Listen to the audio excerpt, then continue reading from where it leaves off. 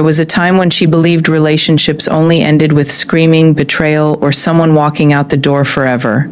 She thought heartbreak had to be loud to be real. But what hurt her the most in the end was how quiet love became between them. In the beginning, they talked about everything. Late-night conversations turned into early mornings. They would sit in the car outside her house for hours, talking about childhood memories, future dreams, random fears, and the kind of life they wanted together. He used to look at her like she was the safest place in the world. Even silence between them once felt warm. It felt full, but slowly something changed, not all at once. That's what made it harder to notice. It started with little things. His replies became shorter. The excitement in his voice disappeared. She would tell him about her day, and instead of listening, he sounded distracted, tired, somewhere else mentally. She kept convincing herself that life was just stressful. That relationships naturally go through phases. She told herself not to overthink. Then one night during an argument, he said something that stayed inside her chest for months. "You'll never understand me." The room went silent after that. He probably didn't realize how deeply those words would cut her. To him, maybe it was frustration, but to her, it felt like a door closing emotionally. Because when someone says that, what they are really saying is, "I no longer feel connected to you." After that moment, she began trying harder. Too hard. She became more careful with her words. She started apologizing even when she wasn't wrong, just to avoid distance. She ignored the ache growing inside her because she was terrified of losing him. She thought love meant fighting for the relationship no matter what. So she kept fighting, even when she was the only one still holding everything together. The hardest part about emotional disconnection is that nobody else sees it happening. From the outside, they still look like a couple. They still texted each other, still spent time together sometimes, still said "I love you" before hanging up the phone. But emotionally, she felt lonelier beside him than she ever felt alone. That kind of loneliness changes you. You begin questioning yourself constantly. You replay conversations in your head at 2 a.m., wondering if you're too emotional, too needy, too sensitive. You start shrinking parts of yourself just to make the relationship feel peaceful again. And slowly, without realizing it, you lose your confidence trying to keep someone else comfortable.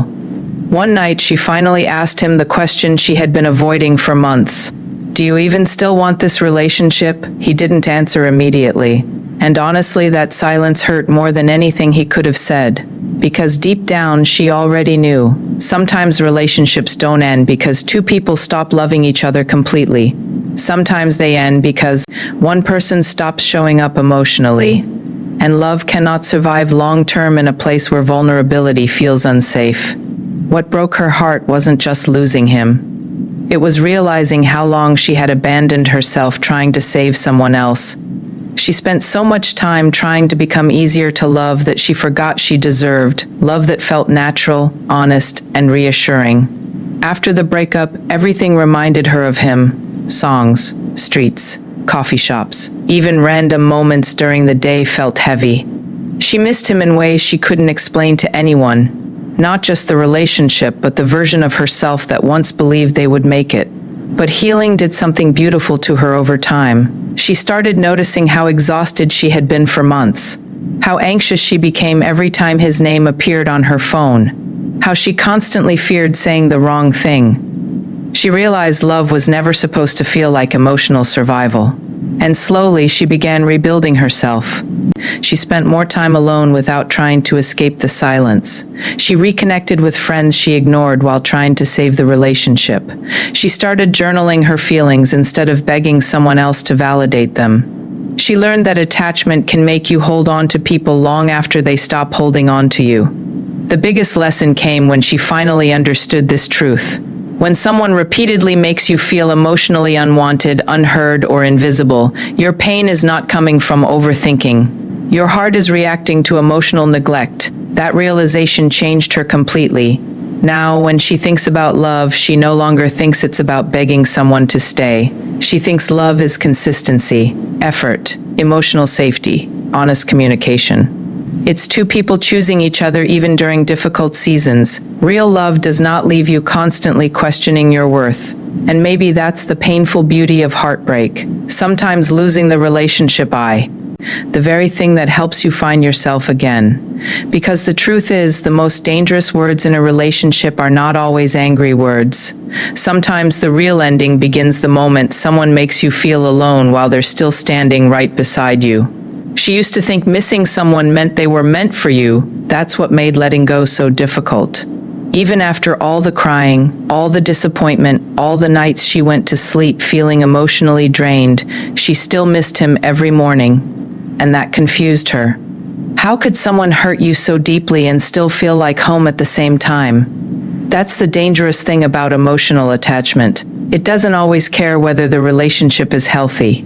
It only cares about familiarity, about history, about the emotional habits two people build together over time. She met him during a period of her life when she felt lost. He came into her world gently. He listened to her fears, remembered small details about her made her feel chosen. Before him, she carried loneliness quietly, but with him, life felt lighter. For the first time in years, she stopped feeling emotionally invisible. And when someone becomes the person who comforts your pain, you naturally become attached to them. At first, the relationship felt easy. They laughed constantly. They talked about future plans like they were promises already guaranteed. She trusted him with parts of herself she had never shared with anyone else. He became part of her daily routine, her emotional safety, her peace. But slowly, the relationship started changing in ways she didn't want to admit. The reassurance became inconsistent. Some days he was loving and attentive. Other days he felt emotionally distant, cold, distracted. She never knew which version of him she would get, and without realizing it, she started chasing the good moments harder every time they disappeared. That's how emotional dependency quietly begins. You become addict to the moments when things feel okay again. One sweet message after days of distance suddenly feels powerful. One good night together makes you forget weeks of sadness. You hold on to small signs of affection like proof the relationship is still alive. She kept telling herself, he loves me. He's just going through something. And maybe he did love her in his own way, but love without consistency creates confusion. It creates anxiety. It makes you question yourself constantly. There were nights she stared at her phone wondering why someone who once couldn't stop talking to her now took hours to respond. There were moments she felt herself becoming smaller emotionally, quieter emotionally, just to avoid pushing him away further. She stopped expressing her needs clearly because she feared sounding too much. That fear changed her. She became the kind of person who accepted crumbs because she was terrified of losing the entire connection. She started measuring her worth by his attention. If he sounded loving, she felt secure. If he became distant, her entire mood collapsed. And the saddest part is, she didn't even recognize herself anymore. The relationship became emotionally exhausting, but she stayed because attachment convinced her that leaving would hurt more than surviving the unhappiness. She confused emotional dependence with deep love. She thought fighting harder would eventually fix everything. One night, after another painful argument, he looked at her and said something she would never forget. I feel like nothing I do is enough for you. And for the first time, she stopped defending herself. Because deep inside, she realized she hadn't actually been asking for too much. She had only been asking for consistency, effort, emotional presence. Basic love had started feeling like a luxury in the relationship. That realization broke her. Not because she hated him, but because she finally understood that attachment had blinded her. She had spent Monday. The S are trying to earn the kind of love that should never need to be earned through suffering. After the breakup, the silence felt unbearable. She reached for her phone constantly. She almost texted him 100 times. She missed his voice, his jokes, even the routines that once made her feel trapped. Healing felt impossible because attachment doesn't disappear the moment a relationship ends. Sometimes your body still craves people your heart knows are unhealthy for you. That's why moving on felt less like losing a person and more like withdrawing from an emotional addiction. Some days she felt strong. Other days she wanted to run back simply because the loneliness felt too heavy. But healing slowly taught her something important. Missing someone is not always proof they belong in your life. Sometimes you miss the comfort. Sometimes you miss the idea of who they used to be. Sometimes you miss the version of yourself that existed before the disappointment. As months passed, she Ted rebuilding the relationship she had abandoned the most, the one with herself. She began noticing how peaceful life became when she stopped begging for reassurance. She realized healthy love shouldn't make you feel anxious all the time. Real love does not leave you constantly questioning where you stand emotionally. She learned to sit with her loneliness instead of escaping it through unhealthy attachment. She rediscovered hobbies, friendships, dreams she ignored while emotionally centering someone else. And slowly, she stopped seeing herself as difficult to love. That was the biggest transformation of all. Because the moment you realize your self-worth cannot depend on someone else choosing you, attachment loses its control over your life. Now when she looks back, she no longer romanticizes the pain. She understands that love should add peace to your life, not take it away piece by piece. And no matter how deeply you love someone, you should never have to abandon yourself to keep them close, because the hardest truth about attachment is this: sometimes the person you can't let go of is the very person teaching you how important it is to finally choose yourself. When people think about heartbreak, they imagine the final moment, the goodbye, the breakup text, the tears, the empty side of the bed. But what nobody talks about enough is how heartbreak usually starts long before the relationship officially ends. It starts in the small silences, in the moments when two people stop telling each other what they really feel, in the hesitation before speaking honestly, in the growing distance that both people notice but neither fully addresses. That's how it happened to them. At one point, they were inseparable. She used to tell her friends that being with him felt easy, natural, safe.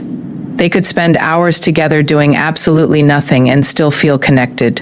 He was the first person she wanted to talk to when something good happened, and the first son she ran to when life hurt her.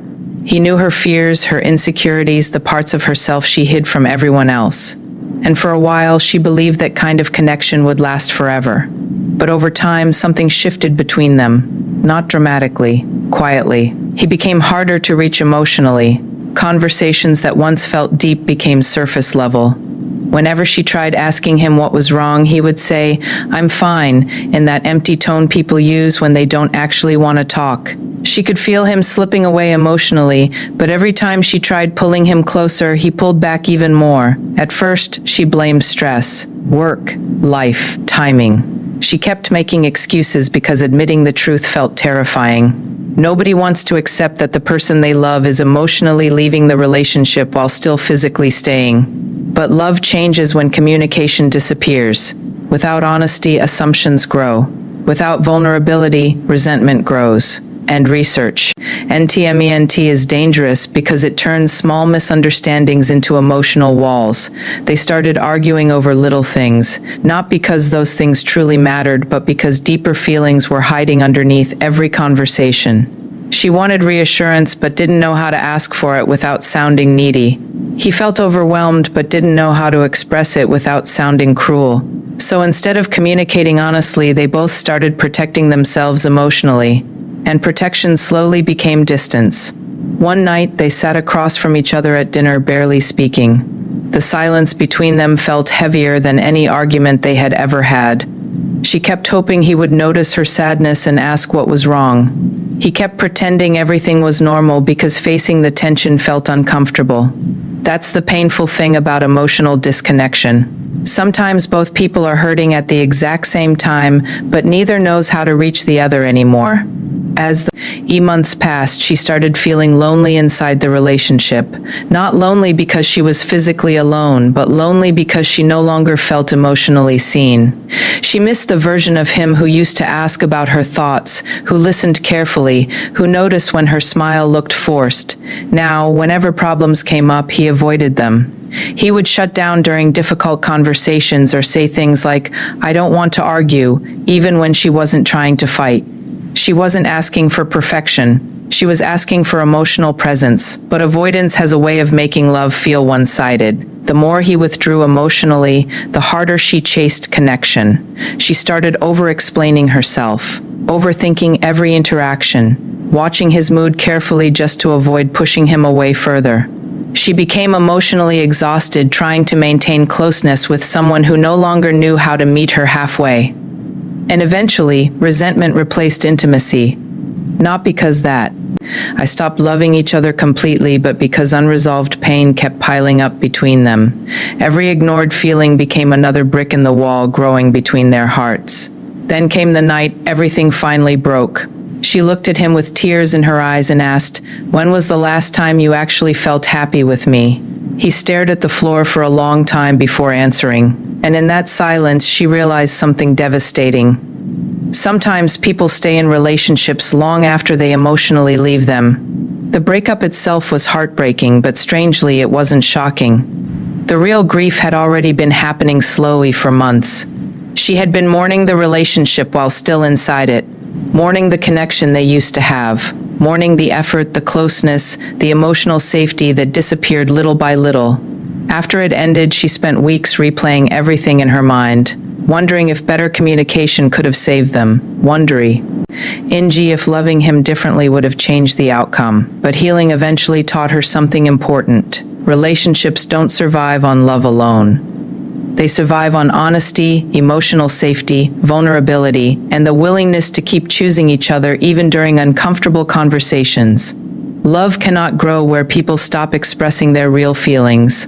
And most importantly, she learned that communication is not just talking. Communication is making someone feel emotionally heard, emotionally valued, emotionally safe enough to tell the truth without fear of rejection. That lesson changed the way she loved herself too. She stopped settling for emotional inconsistency. She stopped romanticizing silence. She stopped believing that begging for communication was normal in love. And for the first time in a long time, she realized she deserved relationships where honesty did not feel like a burden. Because heartbreak rarely begins with someone leaving. Sometimes it begs. In the moment two people stop letting each other into their hearts.